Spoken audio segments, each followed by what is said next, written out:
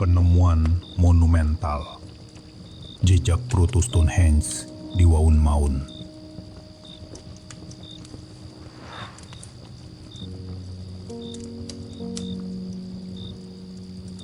Selamat datang dan selamat menyiapkan diri untuk sebuah perjalanan yang hening. Bayangkan diri Anda berbaring nyaman, napas melambat, dan pikiran perlahan meredup seperti senja di atas bukit. Malam ini, kita akan kembali ke Preseli Hills, rangkaian perbukitan di Wales Barat, di mana angin membawa aroma lumut basah dan tanah menyimpan kenangan batu yang telah pergi. Anda mungkin mengenal Stonehenge, lingkaran batu di Salisbury Plain yang selalu memantik rasa ingin tahu. Namun di balik monumen itu, mengalir kisah yang lebih tua, lebih samar, dan mungkin lebih tenang. Di tempat yang disebut Waun Maun, hanya 4 batu yang tersisa berdiri, seolah menjadi penanda nada dasar dalam sebuah lagu yang hampir dilupakan. Para peneliti percaya, disinilah dulu sebuah lingkaran batu berdiri. Kemudian dibongkar, batu-batunya melakukan perjalanan yang panjang. Dan di tanah jauh, mereka mendapatkan bentuk baru.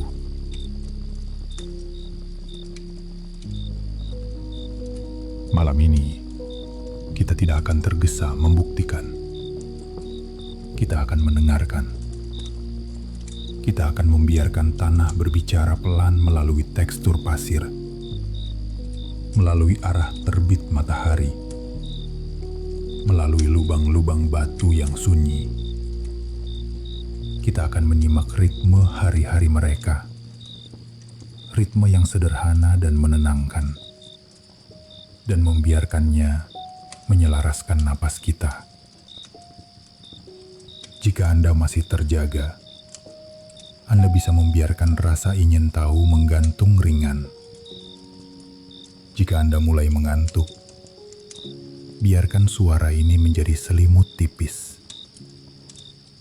Dan jika kisah seperti ini menenangkan Anda, tak ada salahnya menyimpan kanal ini di daftar favorit, agar di malam lain Anda dapat kembali berjalan perlahan di antara batu dan waktu. Mari kita mulai. Perlahan memasuki kehidupan sehari-hari mereka.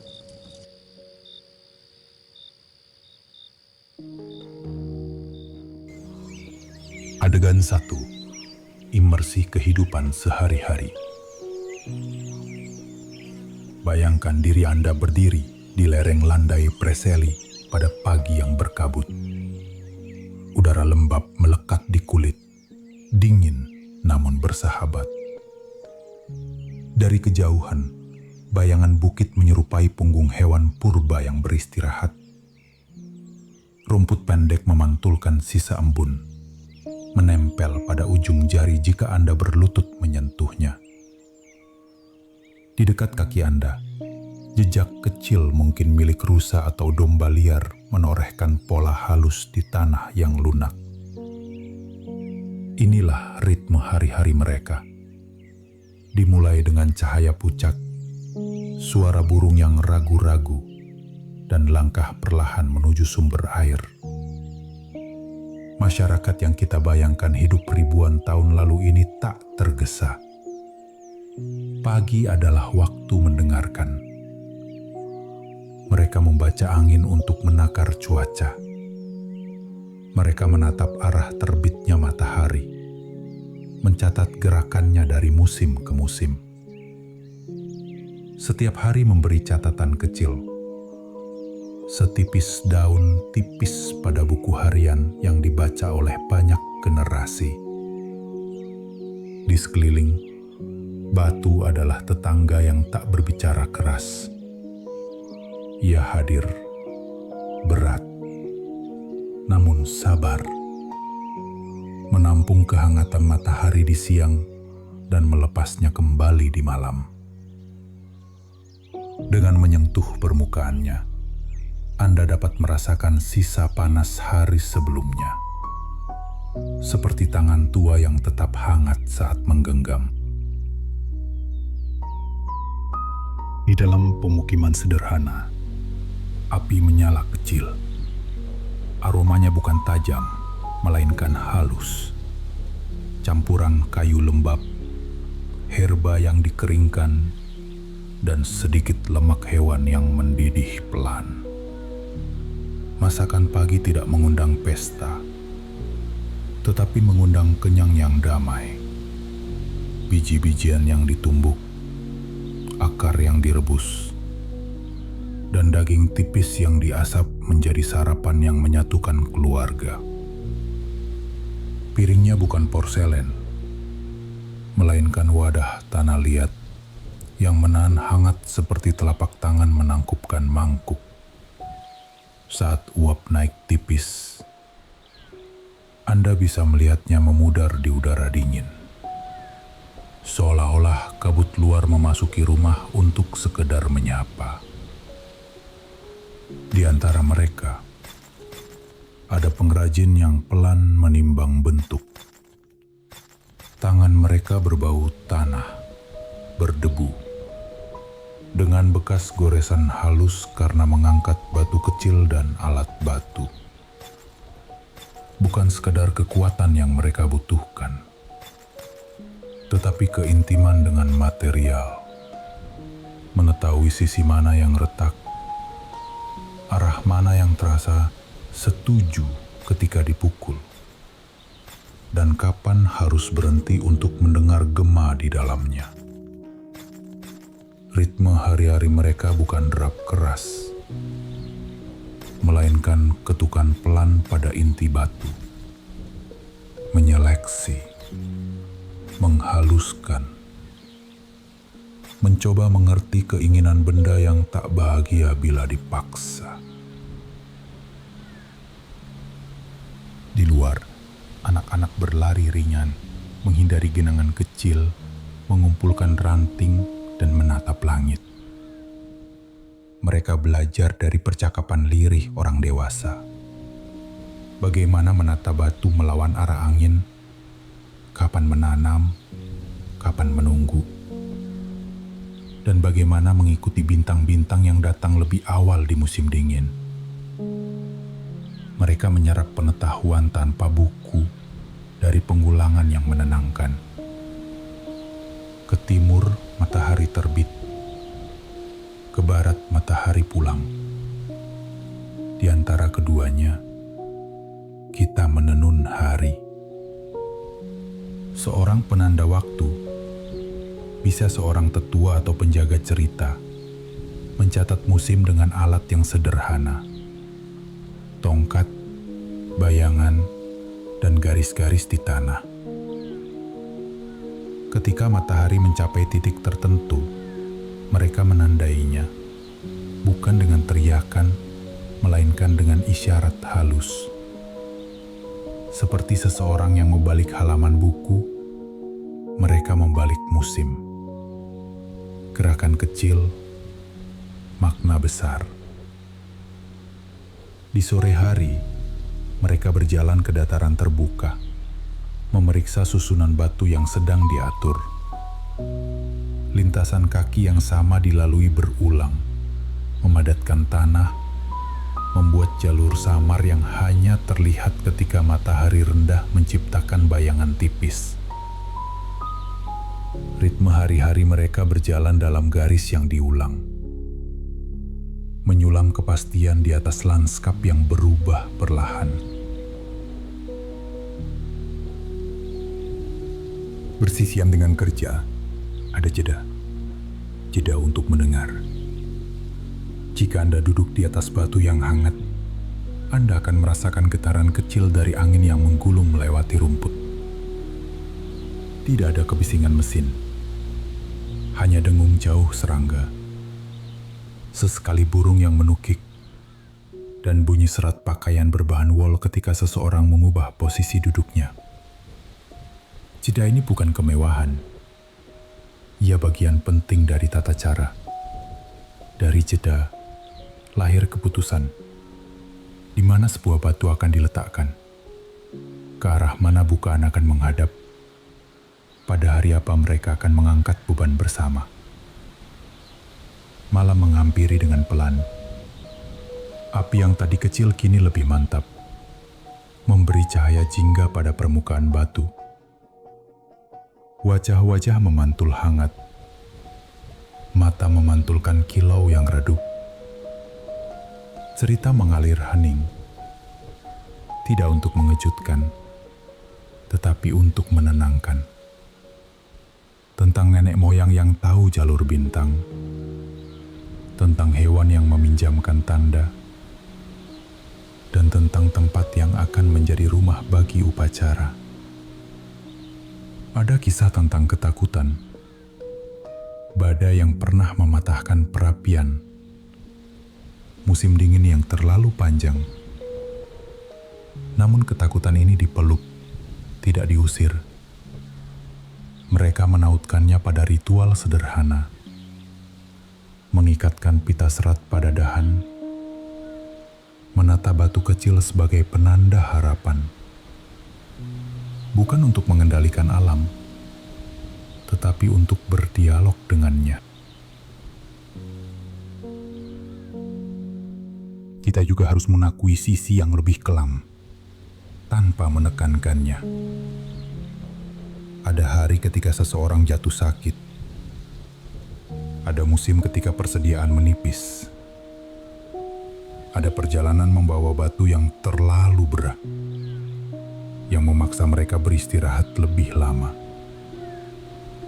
Memeluk rasa takut bahwa tugas ini mungkin di luar daya.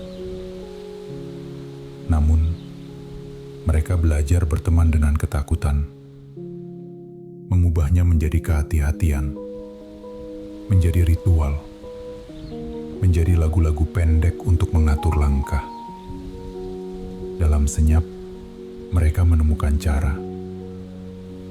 Tali dibuat lebih lebar, kayu gelondongan disusun sebagai rol. Jeda diperbanyak. Perlahan, tetap perlahan, pekerjaan berlanjut. Di tepi rawa yang tenang, air memantulkan langit senja. Serangga menari kecil di atas permukaan, meninggalkan lingkaran-lingkaran riak yang cepat lenyap. Seorang anak meletakkan batu kecil di tepi air, mengatur dalam setengah lingkaran. Ia belum tahu bahwa gerakan kecil itu meniru pekerjaan besar orang dewasa. Tetapi tubuhnya sudah hafal pola. Di pemukiman, seseorang menaburkan abuk kayu ke tanah, menutup jejak bau masakan agar tidak mengundang hewan liar. Di dalam rumah, serat wol ditarik pelan, dipintal menjadi benang yang lebih kuat, seperti hari-hari mereka yang dipintal oleh kerja dan jeda. Menjelang malam, suara memudar. Yang tersisa adalah dengung api, gesekan halus kain, dan nafas panjang setelah tugas selesai. Di luar, lingkaran yang belum lengkap menunggu hari berikutnya. Batu yang sudah berdiri memantau langit. Batu yang belum dipilih menunggu panggilan. Dan di antara semuanya, ada keyakinan yang sunyi bahwa yang mereka susun bukan sekadar tumpukan batu, melainkan jam yang berdetak pelan dengan jarum-jarum cahaya. Ritme hari-hari mereka adalah jam itu. Dan kita yang mendengarnya malam ini, meletakkan kepala di bantal, turut merasakan ketukan yang sama. Jika mata Anda mulai berat, biarkan mereka terpejam.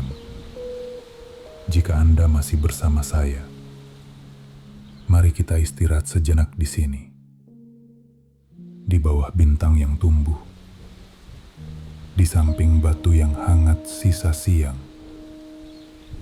Setelah jeda ini, kita akan bergerak perlahan ke adegan berikutnya. Kisah para penjelajah batu, keputusan yang mereka buat, dan perjalanan panjang yang menghubungkan Waun Maun dengan Stonehenge. Namun untuk sekarang, tarik napas perlahan, hembuskan lembut. Biarkan ritme hari-hari mereka menyatu dengan ritme napas Anda.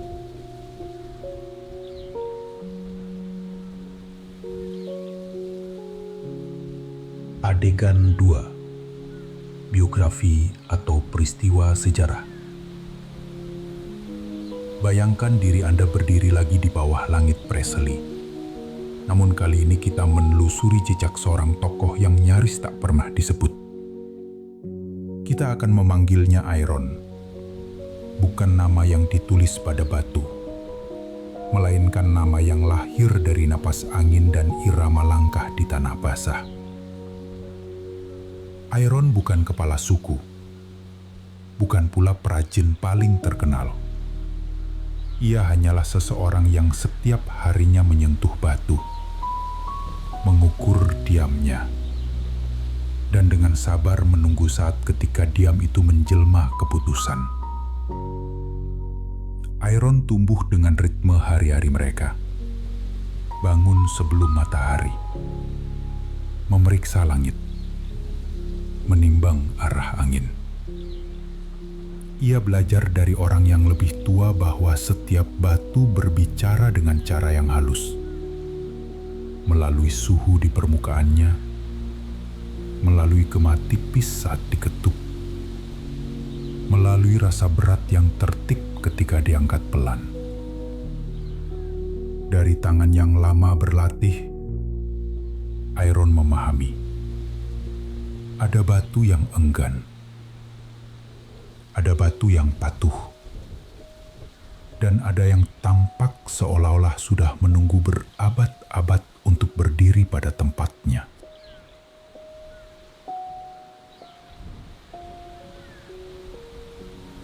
Di sisi Iron ada Eira, seorang penjaga tanda, seseorang yang mengingat garis matahari pada musim paling panjang dan kelokan bintang pada malam paling jernih. Eira bukan sekadar pengamat langit, ia pengingat arah pulang. Ketika sekelompok orang berangkat ke singkapan batu jauh, Eira menandai kembali rute dengan kenangan. Pohon yang condong, mata air yang jernih, dan bayang-bayang tanjakan yang berubah perlahan mengikuti pergeseran matahari. Ritme hari-hari mereka menempel di langkah Eira, mengalir pada suara Eira yang tenang ketika ia berkata, "Kita sampai ketika tanah terasa kembali akrab." Suatu musim, para tetua berkumpul pada senja yang lembut. Api kecil memantulkan cahaya pada wajah-wajah yang serius, bukan karena kemarahan, tapi karena beratnya keputusan. Lingkaran batu di Waun Maun telah lama setengah hidup. Beberapa berdiri, beberapa menunggu, beberapa hanya jejak di tanah. Mereka merasakan, entah dari pertanda langit, entah dari arus hidup yang berubah, bahwa batu-batu tertentu harus melakukan perjalanan. Bukan perjalanan pendek, melainkan pergerakan panjang menembus lembah dan sungai menuju tanah lapang yang kelak kita kenal sebagai Salisbury Plain. Tidak ada kata wajib yang lantang diucap, hanya persetujuan yang tumbuh seperti bara kecil. Perlahan, kemudian pasti. Iron mungkin tidak mengerti semua alasan, namun ia bertanya pada ketakutan dan berteman dengannya. Dari ketakutan, ia membuat daftar sederhana di pikirannya. Tali harus lebih lebar. Kayu roll harus lebih bulat. Jeda harus lebih sering. Eira mengangguk, lalu menggambar rute di tanah dengan tongkat. Garis-garis halus yang menyeberangi sungai, memutar menghindari rawa, dan menyentuh punggung perbukitan yang keras namun kering. Di atas garis itu, Eira menambahkan matahari, bukan sebagai hiasan, tapi sebagai jam yang memandu kapan mereka harus tinggal, kapan harus berjalan. Pagi keberangkatan datang tanpa sorak-sorai. Udara dingin menguap dari napas. Kabut menggantung seperti tirai yang pelan ditarik. Batu pertama bukan yang paling besar, tetapi yang setuju dilepas dari pelukannya di tanah. Suara yang terdengar bukan ledakan, melainkan keluhan halus antara kerikil, tanah, dan akar. Tali serat dililitkan, kayu-kayu roll disusun. Dengan aba-aba yang lebih mirip bisikan daripada perintah, mereka mulai mendorong. Tubuh menegang, betis mengeras. Namun gerakan dibuat lambat, sangat lambat. Seperti menari mengikuti musik yang hanya mereka dengar. Hari-hari berikutnya membentuk biografi yang sederhana. Dorong, jega, perbaiki roll. Dorong lagi, jeda, periksa tali. Makan secukupnya, tidur secukupnya. Pada malam hari, Aaron memeriksa telapak tangannya. Ada retak halus, ada darah yang mengering tipis. Namun lebih kuat dari rasa perih adalah rasa tenang. Perasaan berada di tengah sesuatu yang lebih panjang dari hidupnya sendiri. Di waktu jeda, Eira mengajarkan lagu pendek untuk menjaga langkah.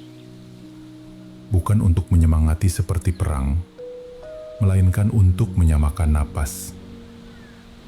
Tarik, hembus, dorong, jeda. Begitu seterusnya. Seperti ombak kecil yang bertalu di tepi danau. Ketika rombongan mencapai sungai, mereka tidak memaksa arus. Mereka membiarkan arus menjadi teman. Pohon ditebang secukupnya, rakit dibuat tanpa tergesa. Batu diikat dengan cara yang menenangkan, karena kekuatan tanpa ketenangan membuat tali pecah. Air mengalir, membawa mereka beberapa ratus langkah sekaligus. Di tepi, anak-anak berlari mengikuti, menyentuh air dengan ujung jari, menertawakan percikan yang akhirnya ikut menjadi bagian dari cerita.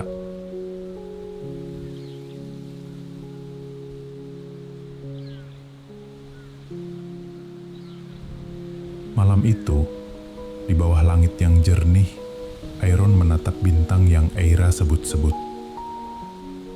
"Di mana rumah?" tanya Aaron pelan. "Di mana kita berdiri sekarang?" jawab Eira. "Dan di tempat kita akan berdiri nanti." Rumah itu panjang. Jawaban yang seperti itu mengendap dalam hati Aaron, membuatnya lebih pelan lagi keesokan harinya. Karena ia merasa sedang memindahkan bagian dari rumah yang panjang itu.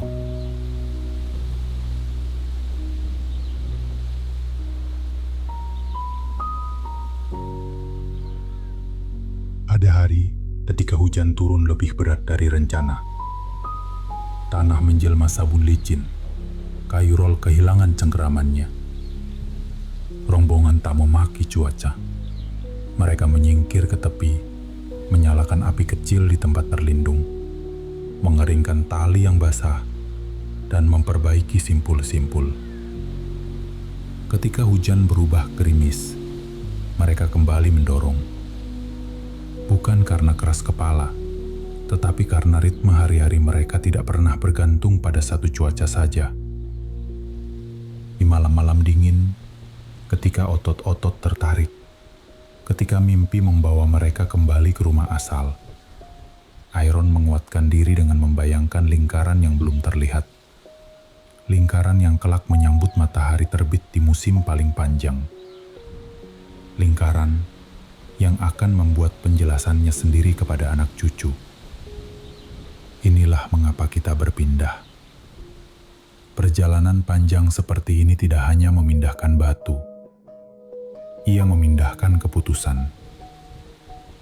Orang-orang yang ragu mulai percaya. Orang yang terlalu berani belajar menahan diri. Bahkan Eira yang paling yakin pada rute belajar menerima saat jalur berubah karena banjir.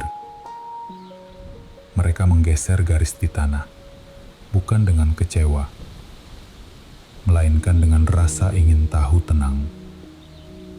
Jika tidak bisa di sini, mungkin di sana. Dari hari ke hari, biografi rombongan ini ditulis dalam pilihan-pilihan kecil. Menghindari rawa, menunggu cuaca, memperlebar rol, mengikat ulang tali. Tidak ada satupun tindakan heroik yang berteriak. Namun jika Anda mendengarkan baik-baik, Anda akan mendengar paduan suara halus, napas serentak ketika batu mulai bergerak, desahan lega ketika batu berhenti dengan aman, dan tawa menurun ketika makan malam dibagikan.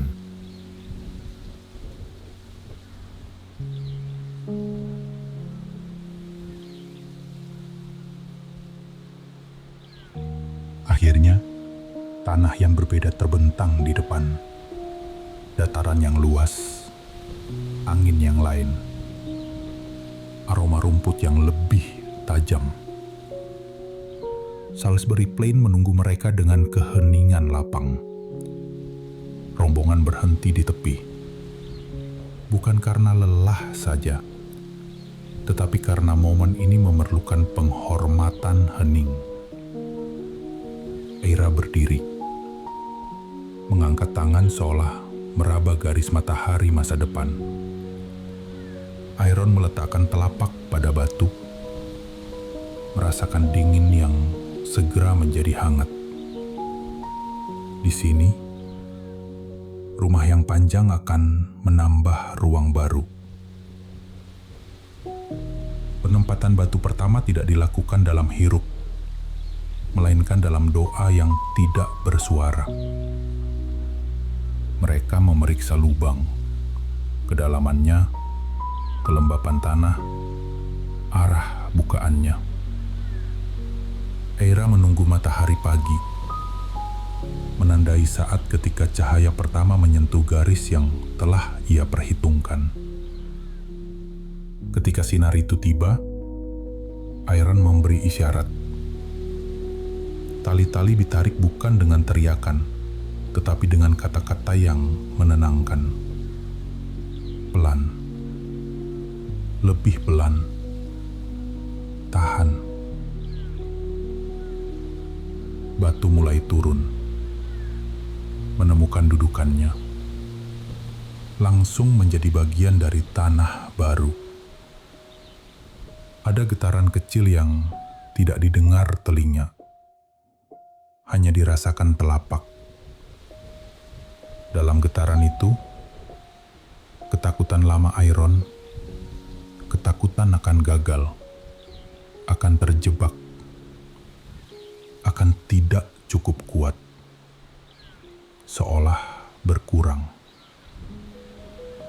Ia tidak menjadi pahlawan yang dielukan. Ia hanya menjadi seseorang yang selaras.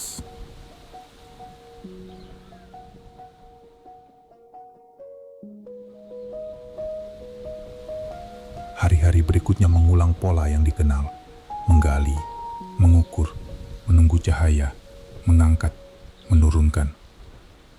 Setiap batu yang berdiri menambahkan suku kata pada kalimat yang panjang. Kalimat itu belum selesai, dan mungkin tidak pernah benar-benar selesai. Namun ritme hari-hari mereka membuat kalimat itu terdengar utuh pada setiap senja.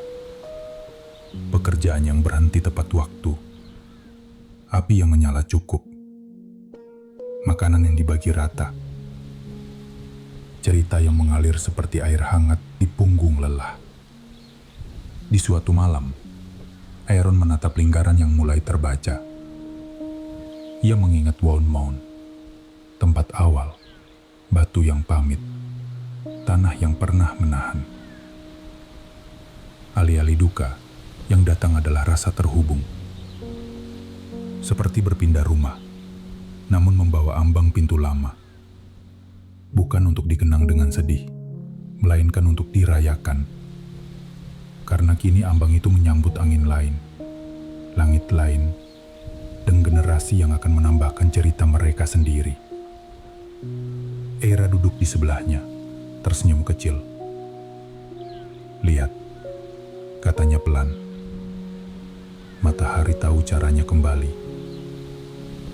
Aaron tidak menjawab. Ia hanya menarik napas panjang, membiarkan udara dataran memasuki dadanya. Dalam diam itu ia tahu, pekerjaan mereka akan berbicara lebih lama daripada nama mereka. Berabad-abad berlalu, rumput tumbuh, badai datang dan pergi. Kebiasaan manusia berganti. Batu tetap berdiri, menjadi jam raksasa yang menandai musim. Menjadi panggung sunyi yang menyambut upacara berbeda dari generasi ke generasi. Dan suatu saat, jauh di masa yang lain, orang-orang dengan alat baru dan pertanyaan baru datang. Para peneliti yang berjalan perlahan di antara jejak, memeriksa tanah seperti Aaron memeriksa telapak tangannya. Mereka mendengarkan sunyi, menelisik lubang-lubang batu yang tersisa, dan membaca arah cahaya pada musim paling panjang. Seakan-akan Aaron dan Aira berbicara lewat pasir, lewat garis, lewat batu yang menunggu untuk dikenali asal-usulnya. Namun malam ini, bagi kita, kisah itu tetap tenang. Kita tidak perlu tergesa menuju kesimpulan. Biografi Aaron bukan daftar kemenangan, melainkan rangkaian pilihan kecil yang dilakukan dengan sabar. Dari seorang yang tidak disebut, menjadi seseorang yang tanpa disadari, menjadi jembatan antara dua tanah, antara dua langit. Dari rasa takut yang dipeluk, menjadi kehati-hatian yang menuntun. Dari nol yang tak dianggap, menjadi suara latar yang membuat sebuah monumen bisa berdiri dan bertahan.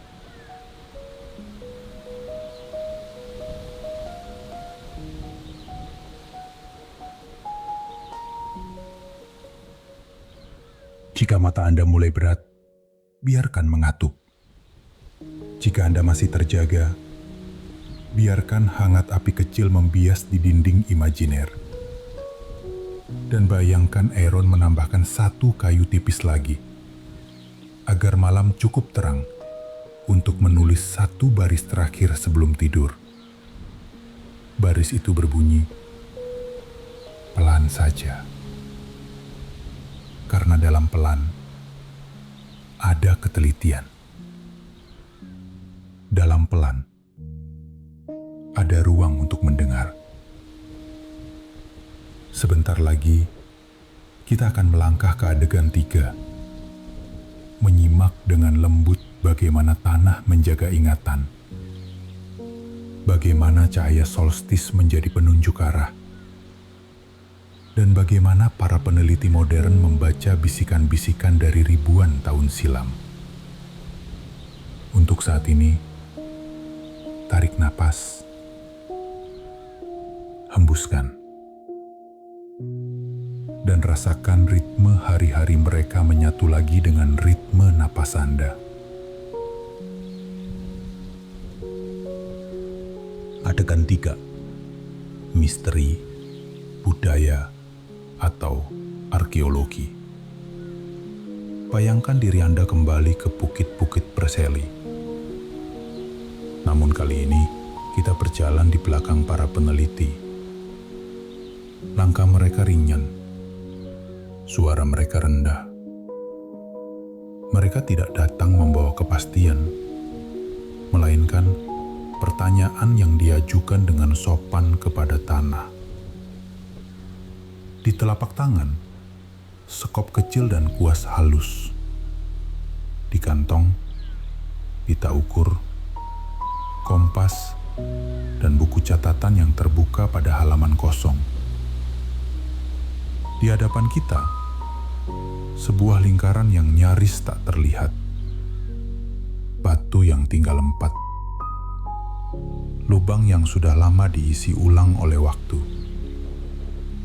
Dan arah cahaya yang masih setia. Penggalian arkeologi pada ritme yang menenangkan adalah seni mendengarkan.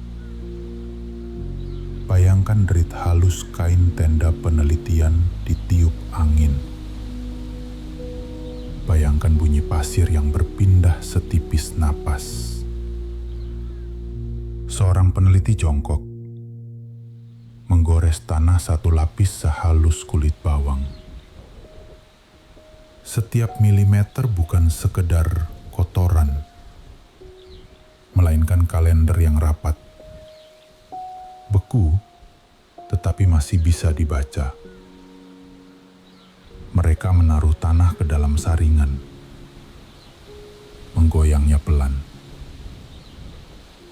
Butir halus turun seperti hujan sunyi, menyisakan serpih arang, pecahan tulang kecil,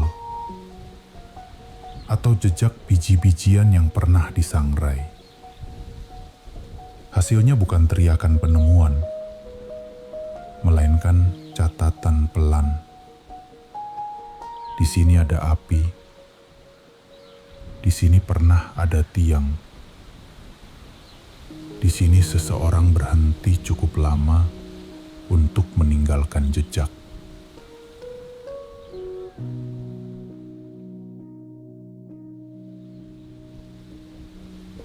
Iwon Mound, lubang-lubang batu yang hilang didekati seperti bekas pijakan. Para peneliti menelusuri bentuknya. Dinding lubang yang mengerucut, dasar yang padat, dan noda gelap yang tersisa dari kayu penahan. Kadang, di salah satu lubang, ada gips waktu. Gundukan tanah mengeras yang bentuknya menjiplak sisi batu yang pernah berdiri. Dengan mata sabar, mereka membandingkan penampang itu dengan batu di tempat lain. Tekstur, lengkung yang tak sempurna, mungkin serpih yang hilang, seperti mencoba mencocokkan kunci dan gembok yang telah dipisahkan oleh ribuan musim.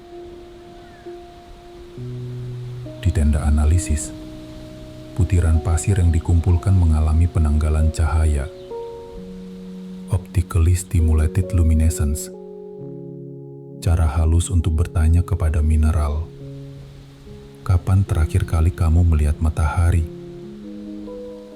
Jawabannya tidak berupa suara, melainkan usia.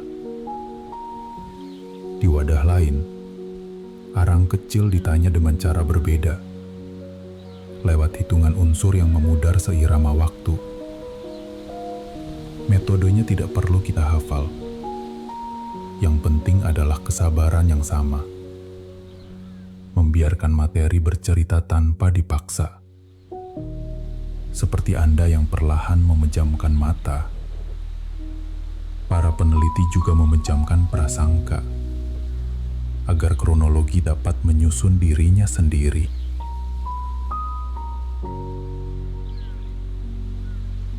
Di atas tanah, arah matahari menjadi jarum jam yang tak pernah berhenti. para peneliti berdiri di titik yang pernah menjadi pintu masuk. Mereka melihat ke timur laut, menunggu pagi paling panjang.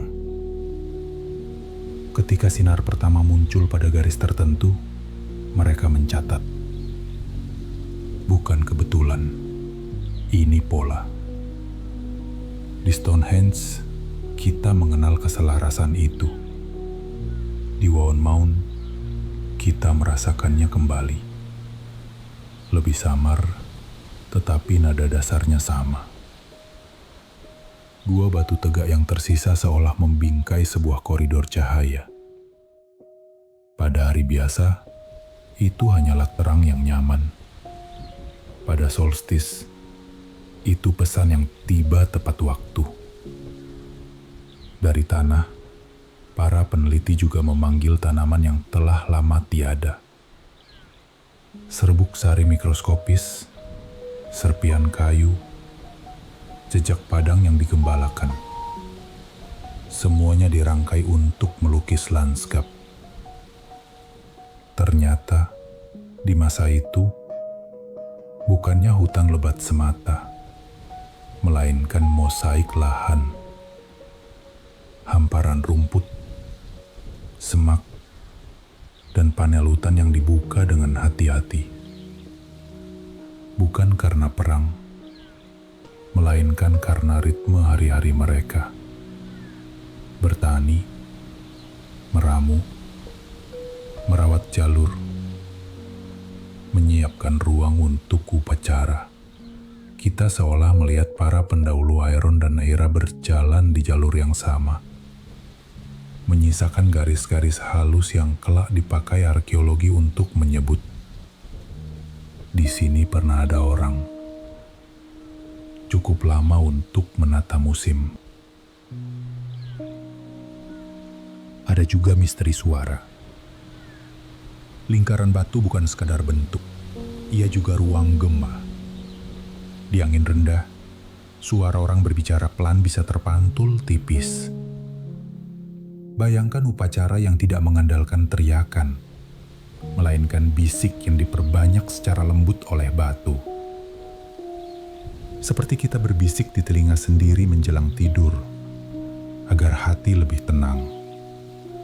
Batu-batu ini mungkin membantu menyatukan nafas sekelompok orang dalam momen yang sama. Menenangkan kegelisahan yang lahir dari musim yang sulit atau perjalanan yang panjang. Dari mitos pun arkeologi belajar dengan jarak yang ramah. Legenda kuno bercerita tentang batu-batu yang dibawa dari barat oleh tokoh yang menakjubkan. Arkeologi tidak menertawakan legenda itu. Ia menurunkannya dari panggung gemerlap, menempatkannya di meja kerja, dan bertanya pelan, adakah biji kenyataan di sini?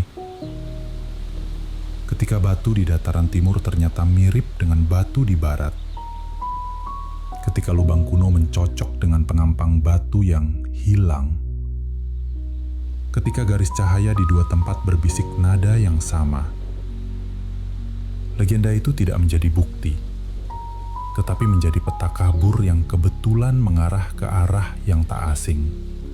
Pertanyaan mengapa dipindahkan jarang dijawab dengan satu kalimat. Mungkin ini tentang sumber daya, mungkin tentang identitas yang dibawa. Seperti seseorang yang pindah rumah dan menenteng batu ambang sebagai pengingat pintu lama. Komunitas itu mungkin membawa batu sebagai kenangan kolektif, bagian dari rumah panjang yang bisa dirakit kembali di langit yang lain.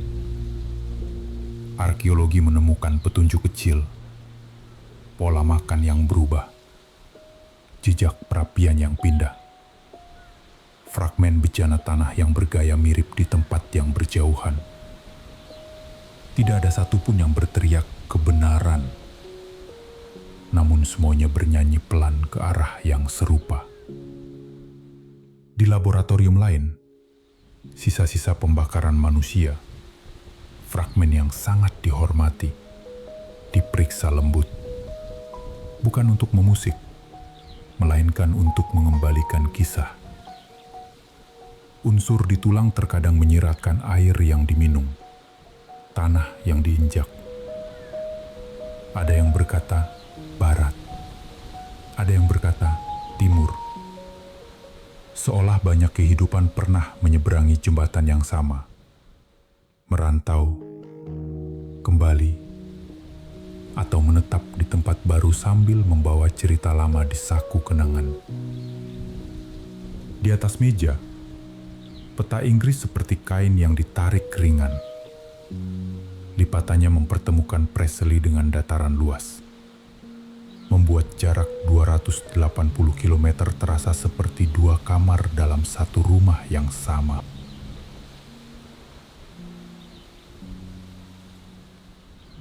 Sementara itu, di lokasi, teknologi modern merunduk menghormati tanah. Radar menembus bumi tidak selalu memberi jawaban gamblang. Garis-garis yang muncul kadang sunyi, kadang bising. Para peneliti tidak memaksanya berbicara keras. Mereka menggabungkan bisik-bisik dari radar, dari saringan tanah, dari arah cahaya, dari bentuk lubang. Perlahan, seperti seseorang menyusun potongan lagu Nina Bobo, gambaran lingkaran yang pernah lengkap perlahan muncul. Bukan foto tajam, tetapi siluet yang cukup untuk menuntun langkah berikutnya.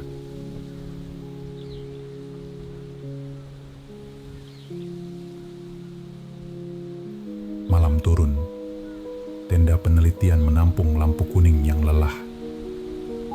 Catatan hari itu ditutup dengan kalimat sederhana. Mungkin di sini. Mungkin begini. Mari lihat lagi besok.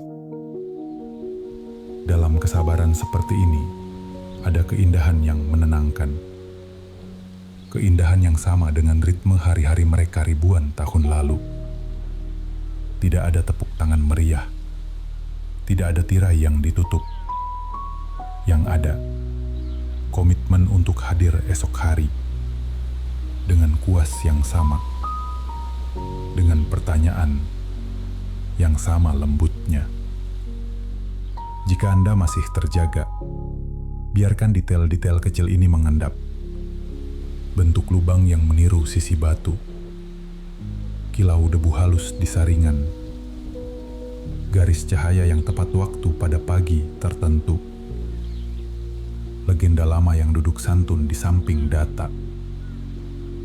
Jika mata Anda mulai berat, biarkan mereka mengatuk. Karena arkeologi juga menghargai jeda. Dalam jeda, tanah menata kata-katanya. Dalam jeda, kita memberi ruang untuk mengerti tanpa terburu-buru. Sebentar lagi, kita akan melangkah tenang ke adegan 4, menjelajahi kontras sosial dan gaya hidup elit. Siapa yang memimpin ritual? Siapa yang menjaga api? Dan bagaimana status diterjemahkan ke dalam susunan batu, hadiah, dan jalan upacara? Untuk saat ini, tarik napas perlahan, hembuskan lembut, dan biarkan ritme hari-hari mereka, ritme yang dulu, kini, dan mungkin esok, menjadi bantalan empuk bagi tidur Anda.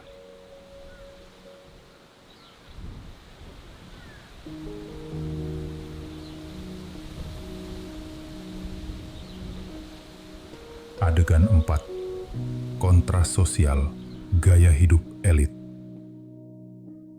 Bayangkan diri Anda melangkah perlahan di tepi sebuah dataran upacara pada senja. Angin sangat tenang. Rumput bergerak seperti napas yang hampir tak terdengar. Di kejauhan, lingkaran batu berdiri dengan cahaya lembut sore, seolah memantulkan sisa panas hari. Di sekelilingnya, tanah membentuk jalur yang lebih padat. Jalur yang dilewati lebih sering, lebih teratur. Disinilah kontras sosial memantul dengan halus. bukan melalui tembok tinggi atau mahkota berkilau, melainkan lewat pola langkah, urutan kehadiran, dan bahan-bahan sederhana yang diolah dengan perhatian.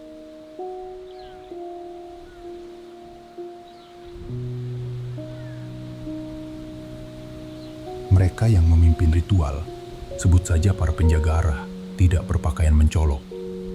Namun jika Anda memperhatikan dekat, ada tanda-tanda kecil yang membedakan. Ikat pinggang dari anyaman serat lebih rapat dan rapi. Kalung dari gigi rusa yang diurutkan rapi. Belang batu yang permukaannya disisir halus hingga lembut saat disentuh. Di bawah cahaya senja, permukaan benda-benda ini bukan berkilat tajam, tetapi berpendar tenang. Seperti kulit batu yang lama disentuh tangan sabar. Para penjaga arah berjalan lebih dulu, namun langkah mereka tidak bergegas. Ritme hari-hari mereka adalah urutan yang ritmis. Membuka jalan, memeriksa cahaya, memberi isyarat kapan menunduk, kapan berhenti. Di belakang mereka, para perajin inti, orang-orang yang peka pada bahan. Anda mengenali mereka dari telapak tangan. Ada bekas halus polesan batu, ada sisa warna tanah liat yang tidak mudah hilang. Wajah mereka tidak menuntut perhatian, tetapi ruang di sekitar mereka sering memberi jalan. Alat mereka diletakkan hati-hati di kain wol, batu yang setuju didekap seperti bayi yang sedang ditenangkan. Ketika upacara menuntut suara, bukan teriakan, melainkan bisik serempak, perajin inti menyetel alat bunyi dari tulang, kayu, atau batu tipis yang jika diketuk lembut memunculkan nada rendah menenangkan. Lebih keluar, keluarga-keluarga. Mereka membawa makanan, menjaga api, mengajarkan anak-anak untuk diam pada momen tertentu dan tertawa pada waktu lain. Dalam kontras yang halus, wadah tanah liat keluarga biasa terasa kasar di ujung bibirnya. Sementara wadah yang mungkin milik penjaga arah memiliki bibir yang lebih halus dan hias gores yang dikerjakan pelan. Perbedaan ini bukan pamer. Ia isyarat status yang menyatu dalam fungsi. Wadah halus untuk minuman tertentu, wadah lebih kasar untuk masakan yang berat. Ketika makanan dibagi, ada urutan. Terlebih dahulu untuk mereka yang menjaga jalannya upacara, lalu merata pada semua yang hadir. Ritme hari-hari mereka tumbuh dari urutan yang diulang. Urutan yang membuat setiap orang tahu kapan menunggu, kapan maju. Beberapa benda datang dari jauh, entah lewat pertukaran atau perjalanan musim. Batu hijau yang dihaluskan hingga permukaannya licin seperti air tenang. Kerang kecil yang tak ada di dataran, menandakan hubungan dengan pantai. Pigmen halus yang memberi warna coklat kemerahan pada serat. Benda-benda ini berpindah tangan pada waktu tertentu. Kadang sebagai tanda ucapan terima kasih, kadang sebagai hadiah peralihan saat seseorang menerima peran baru. Di tangan penjaga arah, batu hijau diletakkan di tengah sebelum matahari naik. Bukan untuk disembah, melainkan untuk memberi penekanan pada tempat yang harus diingat. Bagi keluarga yang menonton, momen itu menenangkan. Seperti menandai halaman dalam buku panjang, agar esok yang datang punya acuan. Kontras juga hadir dalam waktu dan kedekatan. Mereka yang menjadi pusat upacara biasanya tinggal sedikit lebih dekat dengan jalur prosesional. Jalur yang terasa lebih padat di bawah telapak karena sering dilalui. Lingkar rumah di sekitar jalur itu membentuk pola yang bisa dibaca. Yang paling dekat menanggung tanggung jawab lebih sering. Yang lebih jauh menjaga kestabilan penyimpanan makanan, ternak, dan anak-anak. Namun kontras ini tidak kaku. Saat panen melimpah, meja tanah liat itu melebar keluar. Saat musim berat, Api di tengah desa menjangkau lebih banyak tangan. Garis status melunak oleh siklus. Yang dekat dengan pusat kadang pergi membantu jauh. Yang jauh kadang datang menenangkan pusat. Pada malam tertentu, mungkin jelang pergantian musim, pawai hening melintas pelan. Anak-anak diajari tidak melangkahi alat, tidak menyeberang jalur sebelum isyarat. Para penjaga arah mengangkat tangan saat deretan mendekati pintu masuk lingkaran. Mereka berdiri di kedua sisi, menciptakan koridor yang membimbing cahaya pagi tertentu. Bagi yang belum berperan, duduk melingkar. Bahu menyentuh bahu, menjadi cara ikut serta. Dalam diam yang terkendali itu, kita merasakan kekuatan yang lembut. Kekuatan yang datang dari kesepakatan, bukan paksaan.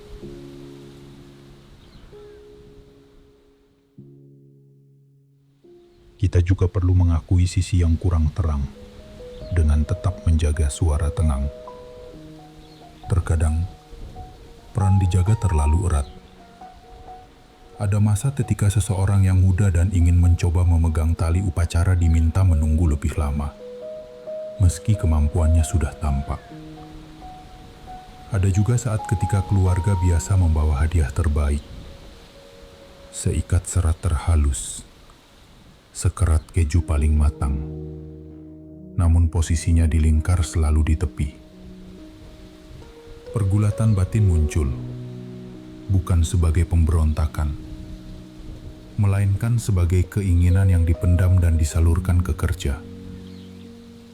Menghaluskan batu lebih sabar, menenun lebih rapat, berharap suatu hari tanda kepercayaan tiba. Di sisi lain, ada kebijaksanaan sunyi dalam kepemimpinan yang baik. Seorang tetua yang memegang urutan upacara bisa saja menolak hadiah mewah, memilih duduk di tanah yang sama dengan yang lain. Ia menunjukkan arah dengan ekonomi gerak. Satu anggukan cukup. Satu garisan tongkat menyelesaikan perdebatan panjang. Ketika musim sulit, ia mendahulukan pembagian untuk yang rapuh. Ketika perjalanan batu tertunda karena hujan, ia menjadikan jeda sebagai bagian dari upacara. Mengubah menunggu menjadi ritual sabar. Dalam figur seperti ini, status menjadi pelindung ritme, bukan batu yang menghalangi aliran.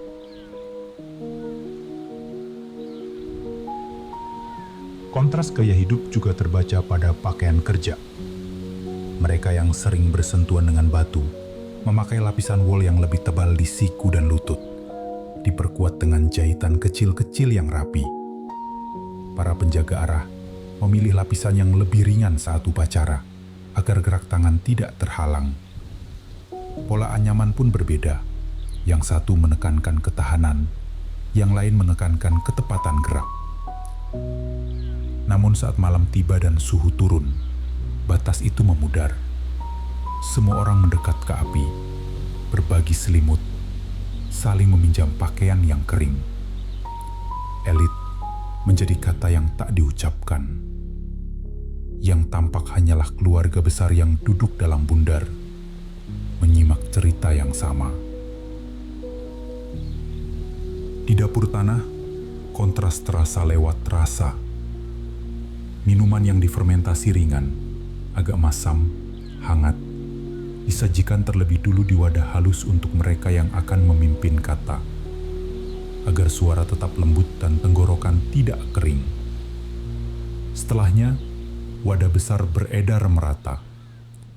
Roti pipi disobek dalam urutan, tetapi sobekan yang paling pinggir akhirnya juga sampai ke pusat, karena anak-anak selalu menyelinap dengan tawa kecil.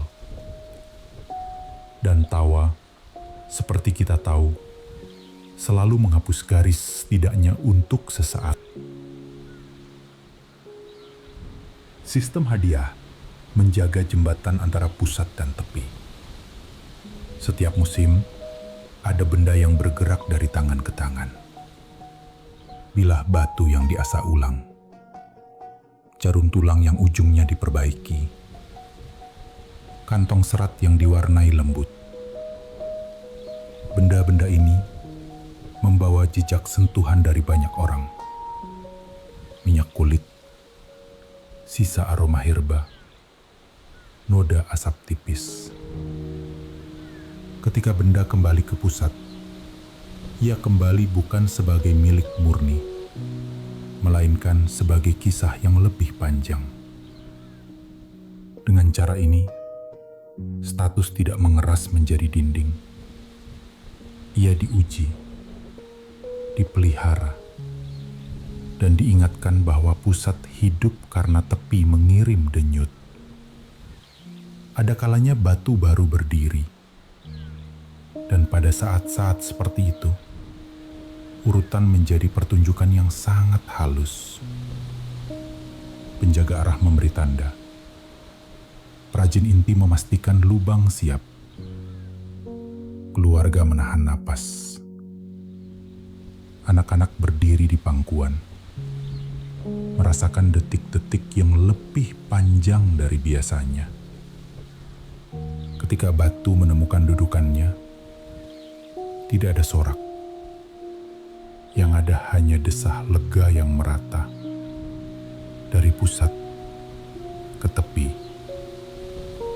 seperti selimut hangat yang ditarik menutup bahu semua orang pada saat bersamaan.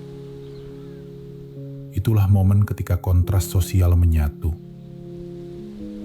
Semua menjadi bagian dari satu gerak, satu napas.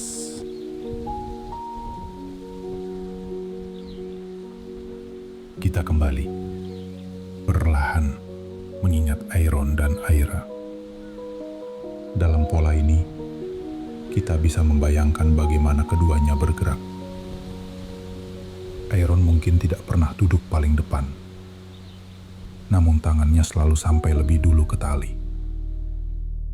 Aira mungkin berdiri di batas pusat, tetapi tatapannya menjangkau semua lingkar, memastikan tidak ada yang tertinggal. Ritme hari-hari mereka membiarkan peran berubah seiring waktu, seperti bintang yang bergeser lambat namun pasti.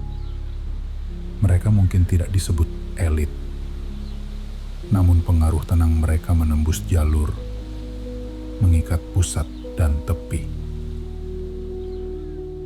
Kini, mari kita membiarkan senja turun penuh. Api kecil berkedip, wajah-wajah memudar menjadi siluet. Lingkaran batu berdiri tanpa sombong. Ia hanya menjaga arah, menjaga jadwal yang pelan. Di sekitar, perbedaan tetap ada, namun dijinakkan oleh kebersamaan. Mereka yang memimpin tidak berjalan sendirian. Mereka diangkat oleh langkah-langkah banyak orang. Mereka yang berada di tepi tidak dibiarkan meraba sendiri. Mereka dituntun oleh urutan yang memberi tempat untuk belajar. Dan Anda yang mendengarkan malam ini, boleh menutup mata, membiarkan kontras yang lembut itu meresap sebagai pelajaran sunyi, bahwa dalam komunitas, pusat dan tepi saling memerlukan, bahwa status paling indah adalah status yang menenangkan, bukan mengguncang, bahwa keagungan sejati bersuara rendah, setinggi bisik yang disebarkan oleh batu. Tarik napas, hembuskan. Rasakan ritme hari-hari mereka merapat ke ritme napas Anda. Bila esok Anda mengingat kisah ini, biarkan ia kembali sebagai sentuhan ringan, pengingat bahwa kerja sabar, urutan yang lembut, dan perhatian pada hal kecil bisa menegakkan batu apapun dalam hidup kita. Keputusan, kebiasaan, atau harapan. Terima kasih telah berjalan perlahan bersama saya malam ini. Bila kantuk datang, biarkan ia tiba seperti matahari yang esok akan terbit di jalurnya. Pasti, tenang, tepat waktu.